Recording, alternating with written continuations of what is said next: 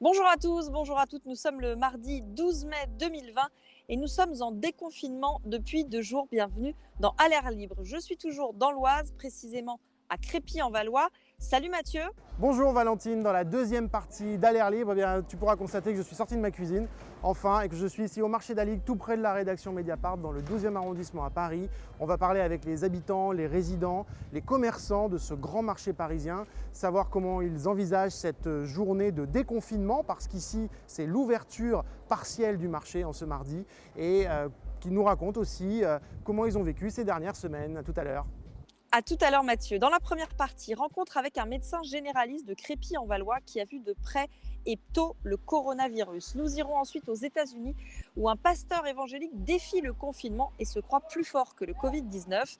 La Minute Détente est une réinterprétation de la Javanaise de Serge Gainsbourg par l'orchestre de chambre Appassionato avec des invités qui ont un message politique à la fin. Et puis on terminera avec une chanson de HK dédiée aux soignants. N'oublions pas qu'ils sont toujours au front. 2 adresses où vous pouvez nous écrire: alairlibre@mediapart.fr pour vos témoignages, covid@mediapart.fr pour vos infos et documents d'intérêt général. À l'air libre déconfiné numéro 39, c'est parti.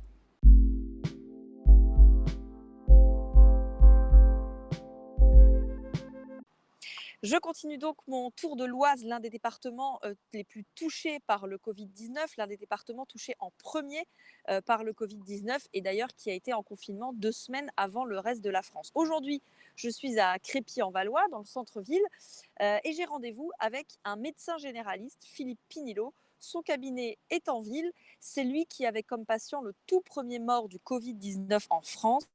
Philippe Pinillo a accepté de répondre à mes questions. Le déconfinement vient de commencer. À Crépy-en-Valois, comme dans l'Oise, il a duré un peu plus longtemps, un peu plus de 2 mois et demi. Qu'est-ce que vous retenez de cette drôle de période ? Peut-être l'événement de ma vie sur le plan professionnel, l'événement de la vie de toute la profession médicale, mais aussi de tous les soignants, des établissements. Je pense énormément aux EHPAD, aux instituts où je travaille pour personnes handicapées vieillissantes, où on a vraiment vécu quelque chose qui dépasse l'imaginable. C'est tout à fait surréaliste, quoi. Vous vous attendiez pas du tout à vivre quelque chose comme ça Non. dans votre vie. Pourtant, on est au cœur de votre est métier. C'est de la maladie. C'est pas vous qui intervenez de façon collatérale à un événement extérieur. Non, puis on est vraiment au cœur de l'actualité médicale, au temps de notre siècle. Je pense que dans mes études, j'ai connu ça, les professeurs qui nous mettaient en garde, entre guillemets, sur les dangers futurs sanitaires de l'humanité, qui parlaient déjà des virus. Et des pandémies ? Oui. C'était déjà à l'ordre du jour, il y a une quarantaine d'années dans les études. Ouais. Vous avez perdu plusieurs patients du Covid-19, brutalement, comme ça a souvent été le cas. Et brutal et en densité, je veux dire, le nombre de patients en 2 mois dépasse ce que l'on voit habituellement dans les épidémies. Là, je dois être à peu près une dizaine de patients perdus en 2 mois. Et c'est énorme, quoi. Et par exemple, chaque année, dans les épidémies de grippe, c'est 2 patients maximum. Ouais. Donc là, c'est au moins 5 fois plus. Oui, largement. Vous avez notamment été le médecin du premier mort du Covid-19, Dominique Varotto, cet enseignant du collège de Crépy-en-Valois. Vous le voyez arriver à votre cabinet le 12 février. Vous voyez quoi ? Il se passe quoi ? Dans le respect évidemment du secret médical. Une personne, je dirais, qui présente une espèce de grippe, comme on en voit régulièrement, et puis qui la vit avec, je dirais, son allant habituel, sans plus, en disant voilà, ça fait 2-3 jours que je suis pas très bien. Et puis il part se reposer avec le traitement, et il revient une semaine après, accompagné cette fois-ci, mais rien qu'en le voyant, je me rappellerai toujours de sa sortie de salle d'attente, c'était plus le même homme. En quelques jours ? En l'espace de moins d'une semaine. Ouais. Et à ce moment-là, vous l'arrêtez ? Ah non, il était déjà arrêté depuis le 12. Il était arrêté pour son épisode pseudo-grippal et dans le contexte, il avait un bon traitement, je pense. Et là, 8 jours après, il était défiguré, il avait maigri, en l'interrogeant, il n'avait pas mangé depuis une semaine, il ne s'était pas levé de son lit. Et puis l'examen clinique était très dégradé et ça a conduit à l'hospitalisation immédiate, quoi. Est-ce que quand vous le voyez, vous vous dites c'est un virus que je connais pas? Vous vous dites quoi à ce moment-là? Non, non, on pense au pire. Je pense qu'on se dit c'est pas possible, il y a une pathologie type cancer ou autre chose là-dessous. Il y a quelque chose, en tout cas on sent que c'est totalement inhabituel et j'ai revu des témoignages de confrères interviewés récemment où ils ont eu des cas comme cela, de patients qui se sont dégradés en une semaine avec des altérations, perte de poids, perte d'appétit, etc., où ils eux-mêmes pensaient aussi maladies comme des cancers et autres, mais en fait c'était du virus Covid et quand on a su, c'était la surprise. C'était la surprise. Je vois que vous portez une blouse, ça c'était déjà le cas avant l'épidémie ou c'est nouveau? Non, c'est nouveau, ça fait partie des mesures barrières qu'on se donne. Cette blouse, là j'ai pas le masque, mais avec chaque patient j'ai le masque, chaque patient a son masque. Là, les salles d'attente sont réorganisées. Voilà, ça fait partie des choses. Tout a changé. Enfin, tout. Beaucoup de choses a changé dans notre travail. La réorganisation, ne serait-ce que des horaires, où on voit tous les matins que les chroniques et l'après-midi que ce qu'on appelait les suspects Covid. Maintenant, ça va être toutes les petites urgences du jour. Les téléconsultations qui ont pris beaucoup plus de place. Nous, on était déjà téléconsultants depuis près d'1 an. On était les 2 premiers du département, je crois. Et aujourd'hui, ça représente tous les jours ou au moins tous les 2 jours une grosse plage horaire d'1 heure, d'1 heure et demie de téléconsultation possible. Donc beaucoup plus de télétravail. La relation au patient, est-ce qu'elle a changé? Peut-être un peu. Peut-être un peu. Dans quel sens? Dans le sens où ils acceptent plus vite la technicité, les choses où on discute moins, le pourquoi de l'examen, le pourquoi de tel résultat, on leur donne l'explication et ils l'acceptent plus vite, je trouve. Ouais, ça se passe différemment, le lien commence à changer peut-être. Ouais, mais en bien ou en moins bien? Je pense qu'on peut y tirer du bien. Moi, je pense que dans cet épisode particulier de la vie, personnellement, en tout cas, je remets en question mon organisation professionnelle en termes de temps, en termes de temps consacré, en termes de plage, et puis peut-être me trouver plus de respect pour moi-même. C'est-à-dire que là, j'ai fait 6 jours et demi de travail par semaine sur 7 jours. Aujourd'hui, peut-être que je vais me donner un petit peu plus de temps en soirée. Ouais. Et quand vous dites le temps aussi des consultations, vous êtes parti pour faire des consultations plus longues ou... Mes consultations sont déjà très longues, mais je pense qu'elles vont se scinder plus facilement. Avant, elles étaient longues, sans que je fasse attention à ceux qu'il y avait derrière. Aujourd'hui, tout le monde se donne, je dirais, plus de respect et ils se rendent compte qu'il faut circuler. On ne va plus être avec des salles d'attente de 20 personnes qui attendent. Là, on limite à 2 personnes par salle d'attente, ce qui fait 4 au total. Je pense que quand on aura des consultations techniques sur des suivis de chroniques, on va bien séquencer les problèmes et quand on voudra aborder un problème plus à fond, on se donnera à ce moment-là un temps précis pour le prendre en charge. Ouais.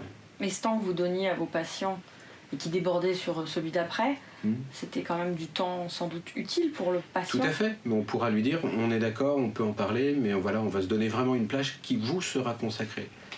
Pour peut-être pas... pour respecter aussi les autres qui sont derrière, qui attendent. Au lieu d'attendre 20 minutes, attendez 1 heure. Donc là, ça sera, ils attendront 20 minutes et je vous réserverai 1 heure, mais à un moment précis. Ouais. Ok, merci. Il y a du respect qui est en train de s'installer, je pense. C'était pas le cas? C'était le cas, mais je crois qu'on va plus loin. On va plus loin. Le fait de porter les masques, beaucoup ont compris que porter un masque, c'est pas se protéger uniquement soi-même, c'est respecter les autres. Que pense le médecin que vous êtes de la réouverture des écoles? Je dirais faut être prudent. Le confinement a été vraiment d'une très grande utilité pour éviter que le système de santé en milieu hospitalier notamment soit saturé et qu'on n'ait plus de place pour accueillir les personnes en réanimation. C'était ça l'objectif. Ça y est, maintenant on a un petit peu de place qui se libère, des patients qui sortent, qui reviennent chez eux, mais je dirais il suffirait de pas grand-chose pour se retrouver dans une situation de saturation. Et ça serait catastrophique de se dire, mince, on a pourtant eu la leçon une fois et on n'a pas su être prudent. Ou moi, je dirais oui, déconfiner, réouverture des classes en demi-effectif, très bien, il faut y aller très prudemment. Oui. Mais très prudemment, ça veut dire quoi? Parce que c'est sur la base du volontariat. Si vous aviez, c'est peut-être le cas, mais si vous aviez des enfants en bas âge, vous les enverriez à l'école? Bon, vous en avez pas, sinon J'en ai pas, oui, ils ont plus de 20 ans. Voilà, Ouais. si vous aviez des enfants en bas âge, vous les enverriez à l'école? J'hésiterais. Ouais, j'hésiterais. Est-ce que je prendrais la décision de les envoyer? Peut-être que non, parce qu'effectivement, pour un mois, on peut peut-être se dire que l'année, de toute façon, est un petit peu foutue, entre guillemets, et vaut mieux savoir attendre et redémarrer plus tard. Ah ouais, donc quand même... Je suis assez perplexe vis-à-vis de l'épidémie. Ce qui me rend perplexe, c'est quoi? C'est que ce premier patient décédé a été finalement, entre guillemets, découvert en février. Et plus on remonte l'historique aujourd'hui de nos patients, plus on se dit, mais on avait des syndromes qui ressemblent à tout ce qu'on a vu pendant 2 mois, déjà circuler en janvier, début janvier, voire certains disent même fin décembre. Vous avez l'impression d'avoir Non. des patients qui... À fin janvier, oui. Fin janvier. Fin janvier, oui. Ouais. Ça, c'est sûr pour moi. Des confrères disent fin décembre. Donc, je veux dire, ça veut dire que pendant 2 mois, peut-être, ou 1 mois, en tout cas, ce virus a circulé très tranquillement. Puis, à un bon moment, il est venu suffisamment, je dirais, diffusé. Ça a provoqué l'épidémie. Donc, un virus comme celui-là, moi, je dirais, il est toujours devant nous. Il n'est pas derrière nous. L'histoire est devant. De toute façon, on le voit bien aux réactions des instances, ARS et autres. On est à 48 heures dans l'adaptation permanente. Est-ce que vous avez commencé les tests de dépistage? Oui, là, ça commence, effectivement. Ouais, beaucoup, pas beaucoup Il y a plus de la demande de la part des patients qui cherchent à se rassurer, qui cherchent à savoir, qui ont eu des épisodes, comme j'en ai vu encore un ce matin, une patiente qui ne s'est pas manifestée, qui me dit oui, de mi-mars à fin mars, j'ai présenté une semaine de fièvre à 38,5, alors que ce n'est pas mon habitude, et qui n'a pas consulté. Et qui revient 1 mois et demi après en me disant je voudrais quand même savoir parce que je suis toujours fatigué. Voilà, c'est des situations, il y a peut-être beaucoup de situations comme celle-là qu'on n'a pas vues. Et dans les dépistages que vous avez faits, il y a eu des cas positifs qui ont nécessité que vous fassiez le suivi tel que le gouvernement l'a prévu? Pas encore pour l'instant, mais disons que pendant l'épidémie, oui. Ouais. Et quand vous discutiez avec vos confrères sur le fait que plusieurs d'entre eux avaient décelé des symptômes qu'on sait maintenant être ceux du Covid-19 en décembre, vous vous dites en janvier, est-ce que vous avez parlé de ça entre vous en disant mais c'est quoi ce truc? On n'en a pas plus parlé que ça, mais on est tous à se dire oui, on avait des choses qui n'étaient pas habituelles. Maintenant, moi j'en fais que ma réflexion personnelle. Je me dis voilà, on a passé le plus dur, c'est-à-dire cette période où on avait la crainte de voir les hôpitaux saturés. On a beaucoup appris sur le virus, sur sa clinique, sur sa diffusion, sur les précautions, sur les mesures barrières, etc. On a toute une population qui a suivi les consignes parce que on se rendait quand même bien compte qu'il y avait parfois du cafouillage dans les circulations d'informations, on l'a vu autour des masques et tout ça. Et cette population a suivi. Et aujourd'hui, ça serait un peu dommage, je me dis, de brutalement passer de toutes les précautions à quasiment rien, sans être vigilant. Donc, moi, je me dis, faut pas perdre le fait qu'on a peut-être gagné une bataille, mais c'est pas encore fini, cette fameuse guerre.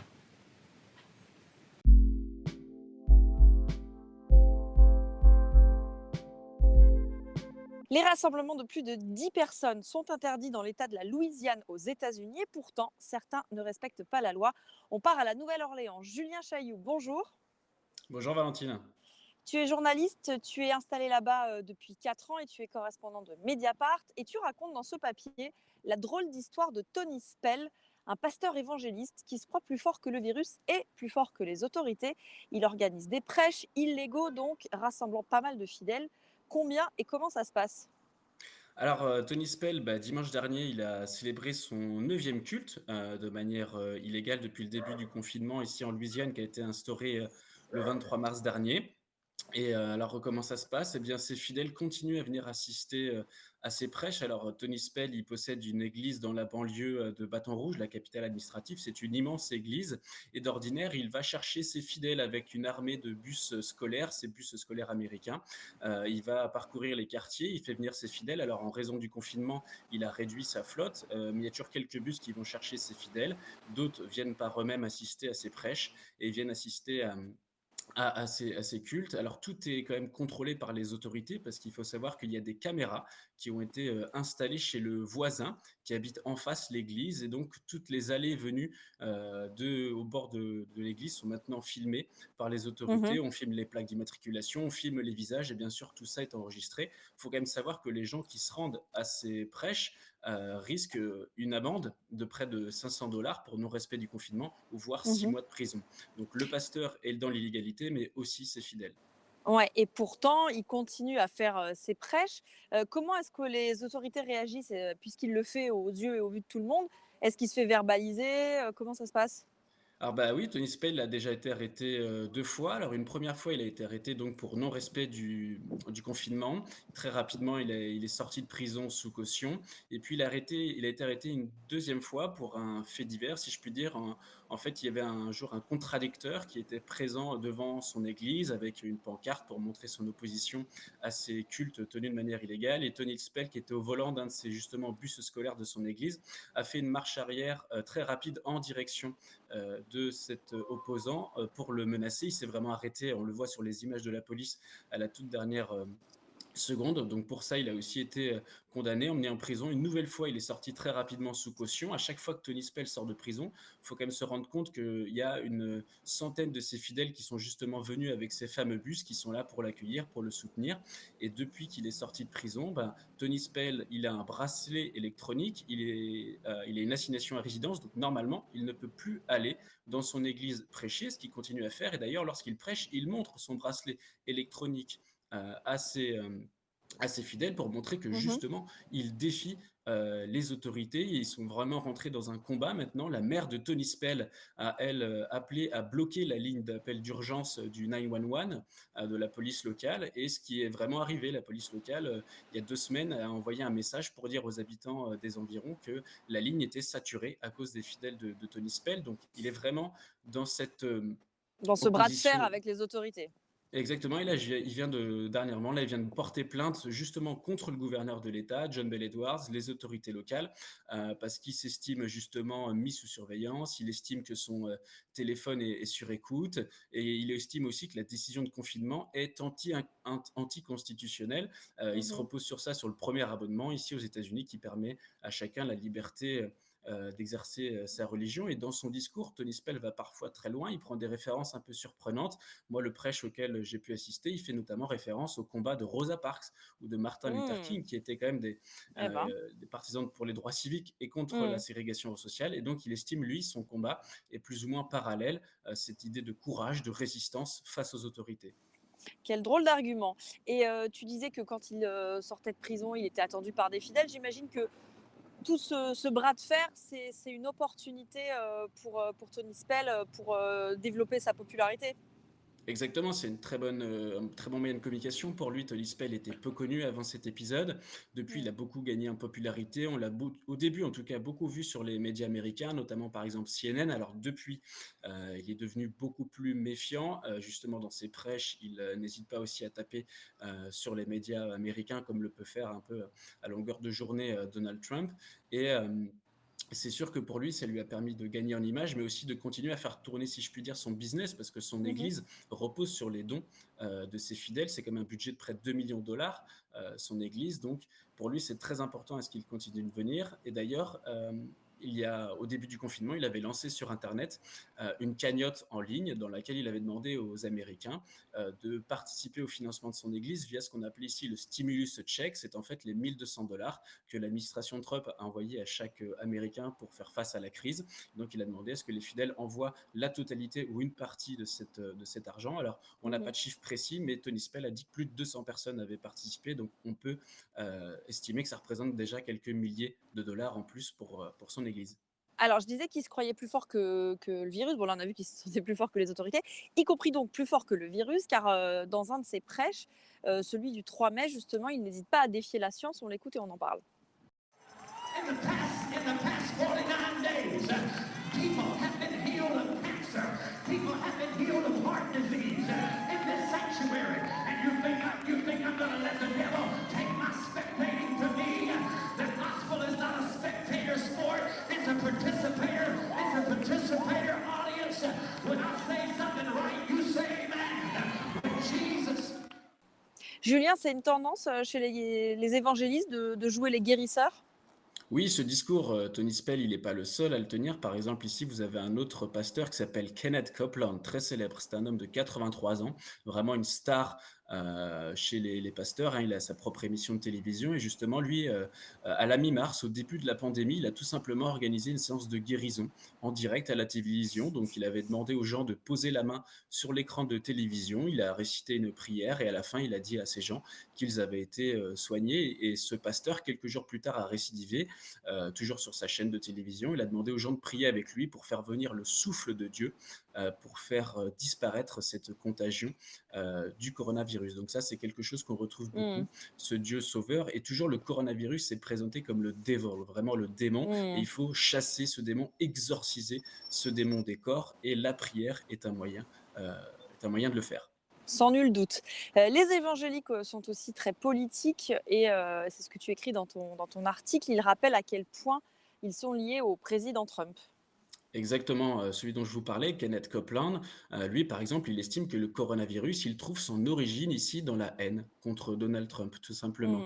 Donc on voit bien ce lien fort qui les unit avec le président américain. Lors de la dernière élection présidentielle, vous avez quand même 80% des évangéliques blancs qui ont voté pour Donald Trump et ils semblent d'ailleurs vouloir le refaire pour la prochaine présidentielle de novembre. Ils ont lancé un mouvement, Evangelicals for Trump, pour le soutenir justement.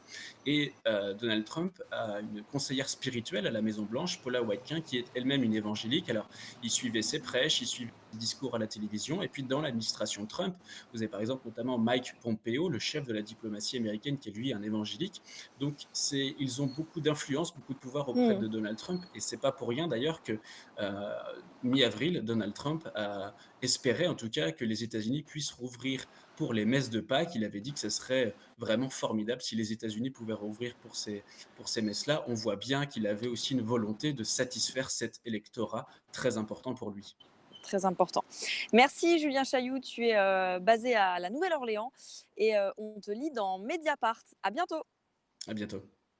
La Minute Détente est une fameuse chanson de Serge Gainsbourg, la javanaise, mais par l'orchestre de chambre Appassionato sous la direction de Mathieu Herzog, avec Nathalie Dessay, Naïma Naouri, Marie Aubert et Adèle Charvet qui, en prime, ont un message politique. Écoutez jusqu'à la fin.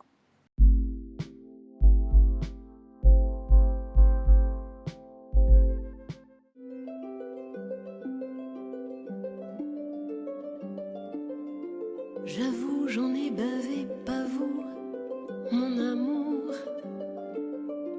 avant d'avoir eu vent de vous, mon amour. Ne vous déplaise en dansant la javanaise. Nous nous aimions le temps d'une chanson. À votre avis, qu'avons-nous vu de l'amour? De vous à moi, vous m'avez eu, mon amour. Ne vous déplaise en dansant la javanaise.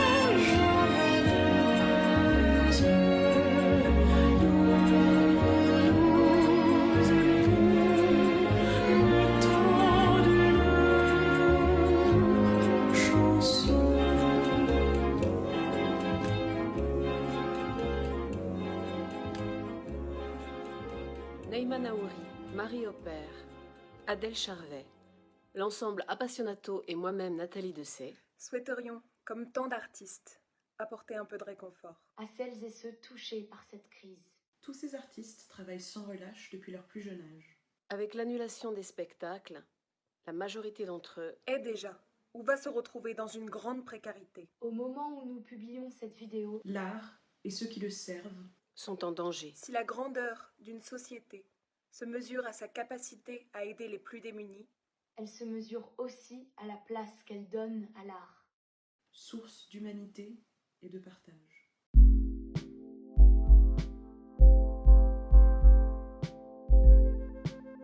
Bonjour et bienvenue sur le marché d'Aligre à Paris dans le 12e arrondissement. Ce marché, c'est un des plus vieux de Paris. Il a été créé avant la Révolution française et c'est aussi un marché à Mediapart qui nous est particulièrement cœur puisque c'est qui nous tient à cœur, parce que c'est le marché de notre quartier. La rédaction de Mediapart est là-bas, au bout de la rue d'Aligre. Et donc on voulait commencer symboliquement cette deuxième partie d'Aller Libre ici, sur ce marché. Alors aujourd'hui, normalement, c'est jour de réouverture, mais seulement une partie du marché a rouvert. À ma droite ici, le marché Beauvau, qui est le marché couvert, a réouvert aujourd'hui avec des règles sanitaires très strictes et notamment des vigiles à l'entrée pour filtrer les entrées et la présence obligatoire du masque. Et puis derrière et autour de nous, normalement, il y a beaucoup de vendeurs de légumes, beaucoup de vendeurs de fruits. Aujourd'hui, ils ne sont pas là, ils vont peut-être reprendre à la fin de la semaine parce qu'il faut établir des règles de distanciation sociale très strictes. Et donc aujourd'hui, ça n'a pas encore été établi, c'est en train de se faire. Donc ces marchands-là n'ont pas repris leur activité. On va aller voir aujourd'hui tout simplement les habitants, les commerçants, les résidents de ce quartier pour savoir comment ils ont vécu leur confinement et comment ils envisagent le déconfinement. Question très simple, très concrète, alors que Paris et la France commencent à se déconfiner. Baladons-nous ensemble donc dans le quartier d'Aligre pour cette demi-heure. Cyril Ardouin qui est ici. Cyril Ardouin, il est fromager dans le marché couvert du marché d'Aligre. Donc c'est cette partie qui vient de rouvrir aujourd'hui. Les 18 commerçants viennent de rouvrir. Il y a des fromagers, des poissonniers, des commerces de bouche comme ça. Et puis alors normalement ici, là, sur la place où on est, tous les jours de marché, notamment donc le mardi, eh bien, on devrait avoir des étals partout. Ici il y a le fleuriste, là il y a des vendeurs de légumes, partout aussi dans la rue d'Aligre, qui va jusque dans les locaux de Mediapart. Donc normalement ici c'est plein. Aujourd'hui, ce n'est pas le cas. Qu'est-ce qui se passe aujourd'hui, Cyril, sur cette place? Alors, aujourd'hui, l'organisation n'est pas encore complètement faite et puis le concessionnaire n'a pas encore eu le temps de refaire la mise en place puisqu'il y a quand même plusieurs marchés couverts et découverts qui réouvraient aujourd'hui. Je pense qu'avec ce qui s'est passé, la conscience que nous avons tous pris de ne pas relancer les marchés pour ne pas justement les arrêter dans 15 jours. Il prend le temps. Vous voyez la rue d'Aligre derrière qui est. Il y a les voitures, normalement, il y a des commerçants partout. Oui, donc ce qui va se passer, c'est que faut savoir que sur le marché d'Aligre, c'est du mardi au dimanche. C'est le seul à Paris aujourd'hui où on ferme une rue tous les jours. Et on a aussi des brocanteurs qui sont juste à l'arrière, là, sur la place, là-bas, qui eux ne sont pas là non plus. Et puis il y aurait quelques difficultés, on va dire, sur les jours à venir, puisque on ne peut pas... la rue d'Aligre, vous avez les boutiques et les commerçants. Les files d'attente pour avoir la file d'attente et en même temps celle des commerçants, parce qu'on ne peut pas pénaliser les poissonniers, les bouchers et puis tous les commerces qui eux ont réouvert. Avoir une file d'attente, puisque les files d'attente vont s'allonger avec les 1 mètre voire 1,5 mètre, puisqu'on nous a demandé 1,5 mètre d'espace entre chaque client. 1,5 mètre, d'accord. Ce qui est mieux. Donc on est parti sur les 1,5 mètre. Dans la halle, on est parti sur les 1,5 mètre. Donc ça veut dire qu'il va falloir qu'ici, ils réorganisent l'espace concrètement pour organiser de la distanciation sociale partout, sur les étals, dans la circulation, sur le marché, qui est souvent très bondé quand même, il faut le dire. Alors oui, il est souvent bondé parce qu'on a quand même beaucoup de gens qui viennent aussi de l'extérieur. On a aussi beaucoup de touristes à Aligre. Là, ce qu'ils vont faire, c'est mettre les commerçants essentiellement, donc les primeurs et deux fleuristes, sur la place complète, déplacer les brocanteurs, parce que les brocanteurs, ce sont également des abonnés, donc ils sont là à l'année, ce n'est pas des volants. Vous avez pas du tout de... Parfois, mais pas du tout de volants sur Aligre. Donc ces gens-là, il faut aussi qu'ils retravaillent. Donc ils vont être déplacés dans une rue parallèle au marché, de manière à avoir beaucoup de distance entre les étals pour que les gens ne soient pas collés à 50 cm, qui est vraiment les mesures barrières effectuées, quoi. Et alors, dernière question, pour rentrer dans le marché, on rentre par un côté de la rue, pas normalement par les deux accès, comme c'est le cas d'habitude. On rentre d'un côté de la rue, il y a un vigile à l'entrée qui s'assure que vous mettez bien le gel sur les mains. Combien de temps, est-ce que vous envisagez ça de façon, est-ce que c'est durable et surtout comment vous envisagez ce premier jour de rouverture? Est-ce que vous vous dites la situation est durable telle qu'elle est, ou est-ce que vous craignez par exemple qu'on ait un nouveau confinement dans quelques temps? Est-ce que vous êtes aujourd'hui content, plutôt pessimiste sur la situation? Aujourd'hui, on a quand même un fonctionnement, même si on est dans des halles couvertes, on a des loyers un peu moins chers que des boutiques, mais on a quand même des charges très importantes puisqu'on a des investissements de froid, de stand. Je ne vous dirai pas le prix d'un stand, mais quand vous faites refaire le froid, en plus on est sur du oui, ça coûte très cher, bien sûr. Ça coûte très cher. On l'a vu en 2015 suite à un incendie. On a les mêmes frais extérieurs et fermés. Aujourd'hui, la plupart des commerçants ont fait comme tous les coiffeurs, les magasins d'ameublement. Ce qu'ils ont fait, c'est que pour, je dirais, 90% des commerçants à l'intérieur où la trésorerie n'était pas revenue au beau fixe, fait les prêts au niveau des banques. Merci beaucoup. Je vous en prie. Bonne journée. Vous aussi. Bonjour, Angelina Di Nunzio. Bonjour. Vous êtes une résidente du quartier, vous habitez à quelques rues d'ici. On se retrouve là, devant ce grand bâtiment rouge, c'est la commune libre d'Aligre. Alors la commune libre d'Aligre, pour ceux qui ne connaissent pas, c'est une institution ici dans le quartier de la place d'Aligre. C'est une association, aussi un réseau d'associations et de solidarité à l'intérieur du quartier, dont vous êtes membre. Oui.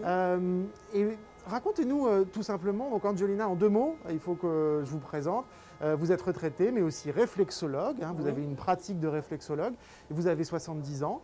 Racontez-nous un peu comment ça s'est passé ces 2 mois dans votre, je crois que vous habitez dans un HLM, pas très loin. Oui. Comment ça s'est passé? Mais il y a eu rapidement des coups de fil pour demander, parce qu'en fait on a organisé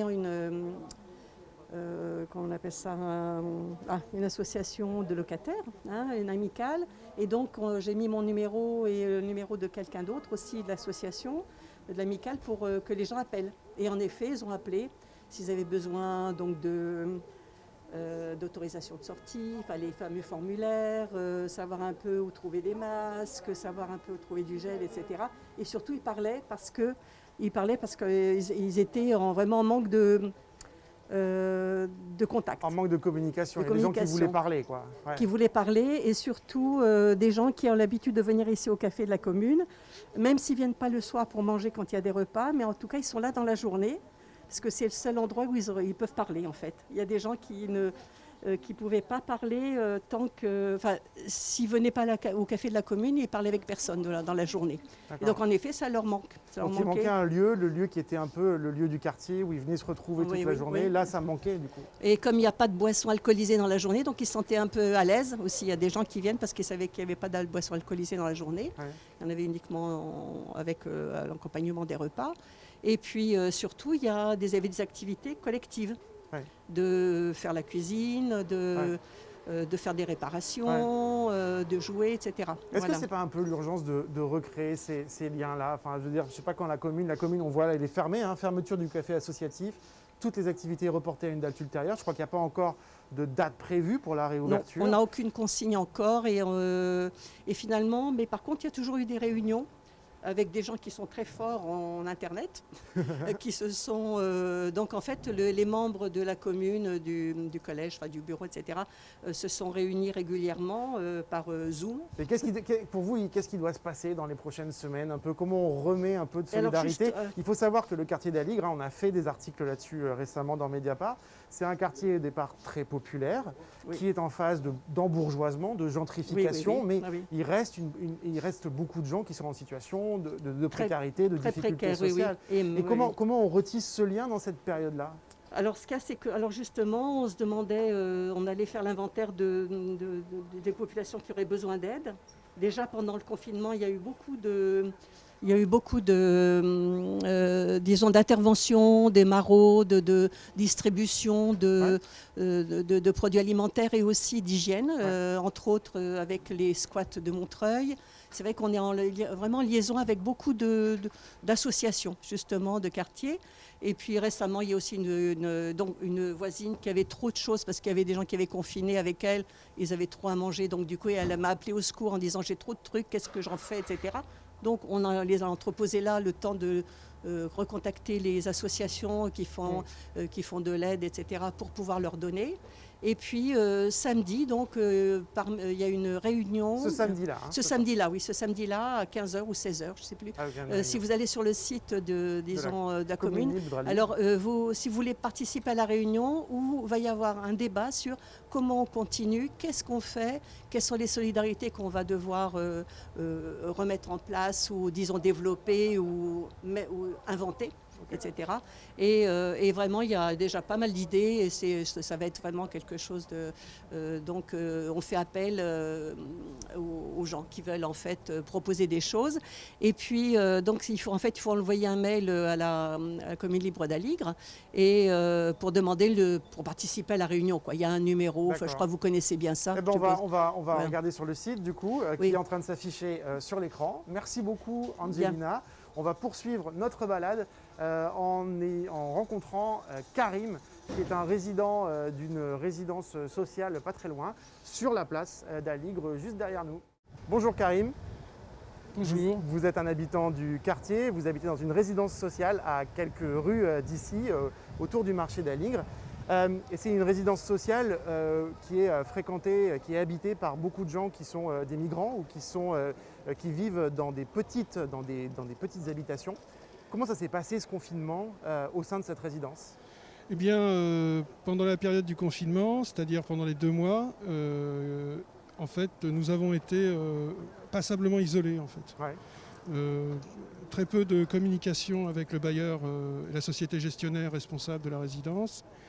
Et aucune manifestation, aucun signe de la part de la mairie du 12e de l'arrondissement. Il y a combien d'habitants dans cette résidence? Vous avez un certain nombre d'habitants qui vivent dans cette résidence et qui sont hébergés. Voilà, et ça peut aller jusqu'à un certain nombre. Voilà. Il y a beaucoup de gens qui travaillent, par exemple, sur le chantier. Donc comment ça se gérait, la possibilité que le Covid circule dans la résidence? J'imagine que certains pouvaient peut-être avoir peur, ou certains pouvaient ne pas dire s'ils souffraient de symptômes. Oui, parce que les personnes n'ont pas de bail de droit commun, donc n'ont pas le titre de locataire et les droits du locataire. Et par conséquent, il y a la relation avec le bailleur est une relation déséquilibrée où les personnes craignent de perdre leur logement si jamais elles venaient à déclarer qu'elles étaient porteuses du Covid-19. Et donc cela peut inciter à des conduites de dissimulation, ce qui est parfaitement logique et légitime, dans la mesure où perdre son logement quand on est un travailleur migrant, qu'on n'a pas de papier, ou en tout cas dans les conditions de vie quotidienne que subissent les travailleurs sans papier, on peut comprendre que ça n'incite pas. Et donc du côté du bailleur, une carence en matière de communication sur ce point précis et fondamental. Pas du tout de démarche de communication bilingue, en soninké, en même bambara, les draps n'étaient pas changés, je crois, parce qu'il y avait beaucoup de personnel encadrant, quoi. Alors, il y a eu une réduction drastique du personnel disponible et donc, consécutivement à cette réduction, une réduction aussi des prestations. Et parmi les prestations, nous avons évidemment la distribution de draps propres tous les 15 jours, mais aussi 2 permanences sociales assurées, 2 demi-journées de permanence sociale assurées dans la semaine. et elles ont été supprimées. Bon, c'est compréhensible de la part du personnel de ne pas vouloir venir travailler, surtout au moment où on a commencé le confinement, parce que personne ne savait exactement de quoi il retournait en fait. Donc voilà. Mais de la part d'Adoma, ça n'a pas été suivi, cette réduction de prestations, par une réduction des charges. Pour les personnes qui vivent avec vous dans cette résidence ou pour les personnes qui, comme vous, sont allocataires du RSA, comment vous voyez cette sortie de crise? Comment vous voyez le moment qui s'ouvre maintenant devant nous? Je pense que la transition va être extrêmement difficile pour les classes sociales les plus paupérisées, celles qui travaillent dur et qui ont de très bas salaires, et que nous allons vers une société de plus en plus fracturée. Et comment je le ressens? Avec beaucoup de malaise, parce qu'on nous a confinés de force.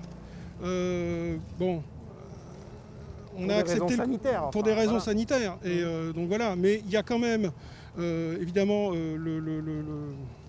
comment dirais-je, un sentiment de pression réelle, sociale, qui a été exercé par le gouvernement de l'État. Et on nous maintenant déconfine et on nous renvoie dans le circuit comme des paquets de viande. Et ça, c'est une leçon en fait donnée par le pouvoir pour nous expliquer que nous ne sommes rien. Et c'est d'autant plus ressenti vivement par ceux qui sont obligés de travailler depuis 2 mois, alors qu'on félicite comme ça, mais sans jamais penser à augmenter leur salaire, évidemment, substantiellement. Moi, je dirais 50% d'augmentation de salaire pour les travailleurs qui sont en première ligne. Et à côté de ça, on a des narrations de classe moyenne supérieure éduquée qui passent leur temps à raconter leur confinement. Tout ça est assez obscène. Et donc voilà le sentiment de malaise qu'on ressent tout en bas, parce qu'on voit des gens qui racontent leur malheur, bourrés de pognon, pendant que nous, nous, on n'existe pas. La mairie n'est pas venue nous voir, n'a pas pris simplement la peine de penser que des conditions disons, de surpopulation dans les habitats pouvaient être un vecteur de propagation du virus. C'est pour ça que nous avons demandé en fait le reclassement des foyers résidences dans toute l'Île-de-France dans la catégorie des EHPAD. Voilà. D'accord, donc avec une situation d'urgence qui aurait mérité en effet une prise en charge qui n'a pas été prise en charge. Merci Karim, on va arrêter là et puis on va continuer notre balade sur le marché d'Aligre. Et devant le Baron Rouge, nous avons croisé Denis Lavant, célèbre comédien qui était là dans le quartier. Absolument. Denis Lavant, bonjour. Bonjour. J'ai juste une question à vous poser. C'est un micro, ça va? J'ai un micro. Ouais. Qu'est-ce qui vous inspire cette période inquiétante de confinement? Là, on se déconfine, on ne sait pas très bien où on en est, cette pandémie. Je veux dire, quelles sont vos réflexions du moment, vos inquiétudes du moment, Écoutez, mis à part l'aspect douloureux des gens qui ont été atteints, qui sont morts bien sûr, du virus, j'en connais un personnellement. Un homme âgé que j'aimais beaucoup, c'est Marcel Moreau, ce grand écrivain qui nous a quittés là, dans la première partie du confinement. Je n'avais pas revu depuis un moment, ça m'a fait de la peine, mais bon. Et en dehors de ce deuil, qui concerne beaucoup de familles, beaucoup de gens, et je ne sais pas exactement qui ça a touché le plus dans la société, parce que j'ai très peu regardé les informations. Ouais. En fait, pour moi, cette période, égoïstement, ça m'a fait un bien fou. Parce que ça m'a permis d'être en suspens et puis de réfléchir. Je ne me suis pas ennuyé une seconde. Je dois reconnaître aussi que j'ai un espace chez moi à Ménilmontant où j'ai des livres, j'ai la place de m'ébattre, j'ai des instruments de musique, j'ai tous les genres de distractions qui peuvent me plaire, distractions au travail, mais j'ai considéré une période, en fait, pour la première fois depuis presque, je dirais carrément 20 ans, quoi, où j'avais jamais eu un temps contemplatif aussi largement ouvert. Et donc ça m'a permis de ranger mon bureau. C'est une œuvre, travaux d'Hercule, quasiment. Et puis d'entreprendre de mettre la dernière main, une fois que j'avais rangé mon bureau, mettre la dernière main à un livre d'entretien qui traîne depuis 2 ans au moins. J'ai pas le temps de faire un retour sur moi. Un retour sur moi qui n'est pas que narcissique, Mais effectivement, de me poser, pour la première fois de ma vie, j'étais dans une période qui peut être très troublante pour un comédien, c'est de ne plus avoir à jouer. De ne plus être sollicité par cet élan dionysiaque, cette combustion de soi qui fait qu'on continue, qui est une sorte de... C'est une addiction aussi. Justement d'être en état où j'avais... Mais aussi de ne plus être dans l'inquiétude de ça, de me mettre hors de moi. Ce qui ne m'était pas arrivé depuis 20 ans, en tout cas sur une période aussi longue. J'ai pu prendre 3 jours, 2 jours, mais ces derniers temps, j'étais de plus en plus en train de me dire, en fait, je me repose, les jours de voyage, je ne joue pas, ça va. C'est une sorte de moment qui est libre. Mais finalement, c'est une forme de liberté de ne pas jouer parce qu'il n'y a pas l'inquiétude, la contrainte du soir de paraître, de faire cette chose qui n'est pas du tout raisonnable, ni naturelle, de paraître sur scène. Ou encore devant une caméra, mais je pense particulièrement sur scène. Et donc j'en ai profité pour brasser des textes, mais pour moi, plus en commande, plus en obéissant à une urgence, de préparer quelque chose, d'apprendre quelque chose de façon un peu intensive, juste de prendre le temps de dire qu'est-ce que j'ai envie de faire en fait. Et puis surtout cette remarque-là de ne pas être dans l'efficacité, ni dans l'urgence, et donc d'être plus en rapport. En rapport avec moi-même, mais avec mon entourage, avec le monde, même je dis sans regarder des informations, dans un rapport que je dirais poétique, avec la vie. Je suis sorti, je ne me suis pas empêché de me promener avec des autorisations, en règle. J'ai jamais, à mon grand étonnement, j'ai jamais été contrôlé. Je me dis, tiens, je commence à avoir une allure respectable, sans doute. Et cette pandémie, juste, c'est quelque chose qui, si on prend le niveau plus de notre société, du monde, c'est quelque chose qui vous a déstabilisé, inquiété? Vous êtes inquiet de ce qui arrive là maintenant que... En fait, non, je ne suis pas tellement inquiet. Pour moi, forcément, je la prends comme un signal, comme quelque chose, effectivement, attention. Moi, je suis très sensible, forcément, aux signes, aux appels, aux choses qu'on reçoit de l'extérieur, même si, sans rentrer dans de la superstition. Mais effectivement, même en dehors des catastrophes, des pré-catastrophes écologiques, comme les incendies monstrueux en Australie.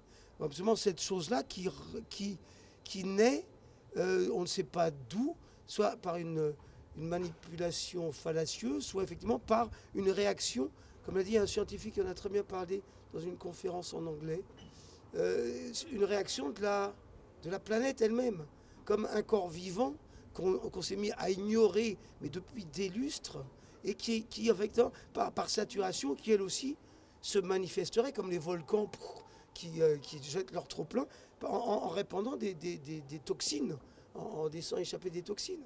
C'est ce que ça révèle un peu pour moi, cette pandémie. Voilà. D'accord, merci beaucoup. Avec plaisir. Bonne journée. Arigato gozaimasu.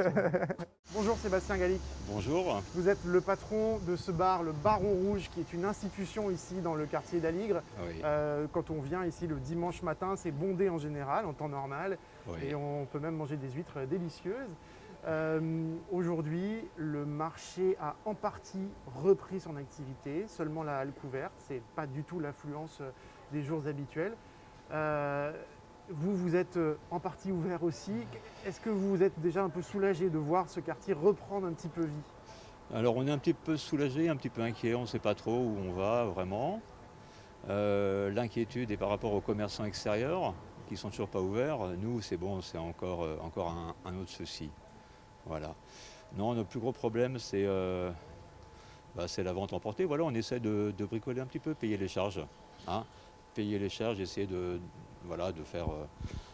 créer ce lien social encore qui existe dans ce quartier. Comment vous avez fonctionné pendant ce confinement? Parce que vous ne pouviez plus recevoir évidemment des clients à l'intérieur, mais comment vous êtes organisé pour continuer à avoir un peu d'activité? Alors en fait c'est très simple, on a continué à faire de la vente emportée et puis surtout on s'est occupé de faire le point relais du marché couvert.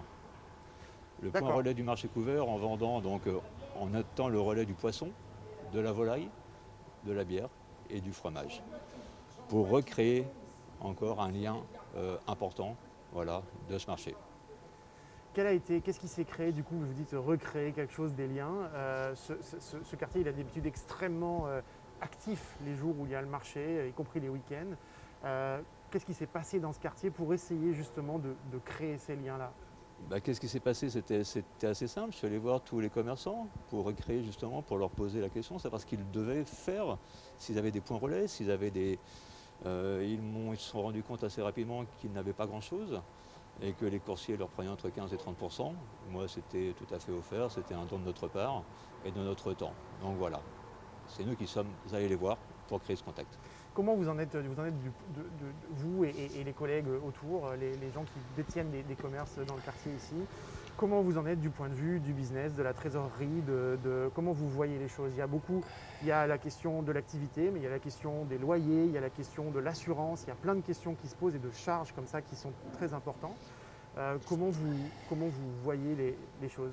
Eh bien écoutez, pour nous, c'est assez simple. On a entamé des procédures bancaires. On va faire un crédit bancaire qui va être sur les 3-4 ans, je pense. On va essayer de... la priorité, c'est de payer les salaires. Ce sont des grosses sommes. Ouais. On a des grosses pertes comme tous les commerçants. Ça a commencé à aller vraiment mal durant ces 2 années. Et ce 3e coup va être, à mon avis, fatal pour beaucoup de copains, collègues qui vont sombrer, qui vont réouvrir et sombrer. D'accord. Voilà. Donc nous avons la chance d'être là où nous sommes, d'exister depuis à peu près 40 ans. 40 ans d'existence, c'est pas rien. Le tourisme est parti.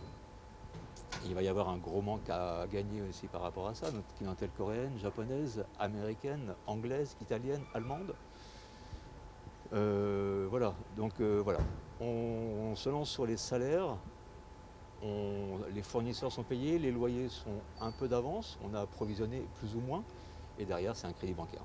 Mais peut-être que donc, vous, si vous passez cette période-là... Si on passe cette période-là, on va mettre entre 6 mois et 1 an pour nous remettre. Et avec cette inquiétude que d'autres peut-être n'y arrivent pas. Avec l'inquiétude que d'autres n'y arrivent pas. C'est la plus grosse inquiétude en fait. Nous, on va essayer de s'en sortir. On a 10 salariés. Ils sont au chômage partiel actuellement? Ils sont au chômage partiel tous à l'heure actuelle. Mais l'inquiétude, c'est les autres, c'est les copains, c'est les 40 à 50% de petits cafés, de restaurateurs qui avaient déjà du mal, qui étaient déjà à découvert et qui vont se retrouver le bec dans l'eau. Je ne parle pas des commerçants, des ambulants, qui les petites mains sont au chômage en ce moment, n'ont plus de revenus du tout. Ça, c'est super important. On parle des cafés, mais il n'y a pas que les cafés. Il y a toutes les petites mains qui sont là, qui sont complètement à l'agonie. Et là, ça va plus le faire. Il faut pas que ça continue. Voilà. Merci beaucoup, Sébastien Gallic. On a terminé cette balade dans le marché d'Aligre, qui donc est en train de se déconfiner progressivement, comme on l'a vu aujourd'hui. Merci de nous avoir suivis. Merci à Redidja Zerouali d'avoir aidé à préparer cette émission. Merci à Armel Baudet qui est derrière la caméra. Et on va regarder tout de suite ce clip de HK et les Saltimbanques en hommage aux soignants.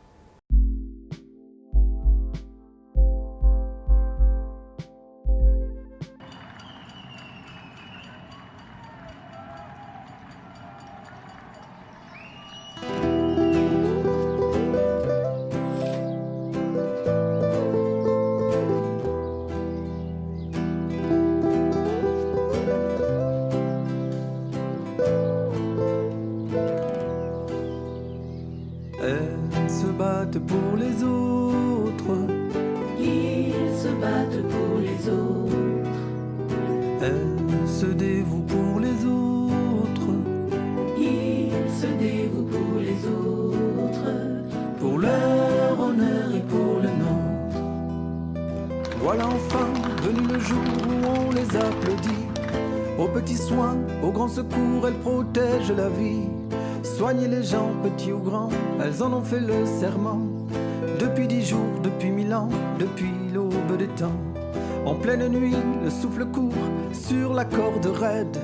Elles s'oublient, elles accourent quand quelqu'un crie à l'aide. Et quand elles n'auront plus d'elles, qui viendra les sauver? Qui se dévouera pour elles comme elles l'ont toujours fait? Elles se battent pour les autres, ils se battent pour les autres. Elles se dévouent pour les autres, ils se dévouent pour les autres, On les aime, on les admire, mais voilà qu'elles réclament qu'on les aide à nous guérir, et soudain c'est le drame.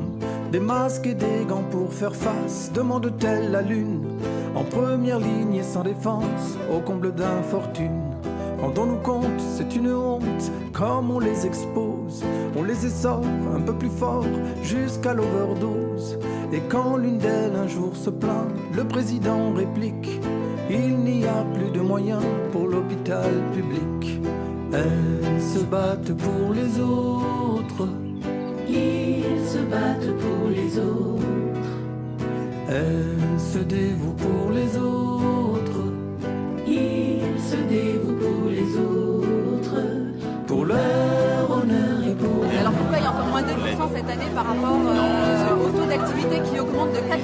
On diminue les budgets. Non, on les diminue, je suis désolée, ça vient d'être publié les chiffres de Madame Buzyn. Les chiffres sont baissés. Et en tout cas, au quotidien, il y a des fermetures de lits dans les services. Des fermetures de services faute de personnel. On a besoin de moyens, on a besoin de personnel. Il y aura un jour d'après, il y aura demain. On y sera, nous sommes prêts, et de nos propres mains, nous bâtirons ce monde où règne l'entraide et le secours, où celles qui soignent et qui enseignent recevront chaque jour la protection qui leur est due, notre reconnaissance, que leur vocation ne soit plus la cause de leur souffrance. Au crépuscule d'avril, qu'enfin les choses changent, que l'on ne mette plus en péril la santé de nos anges. Elles se battent pour les autres, Ils se battent pour les autres. elles se dévouent pour les autres, Ils se dévouent pour les autres. Pour leur honneur et pour le nôtre. Elles se dévouent pour les autres. Pour leur honneur et pour le nôtre.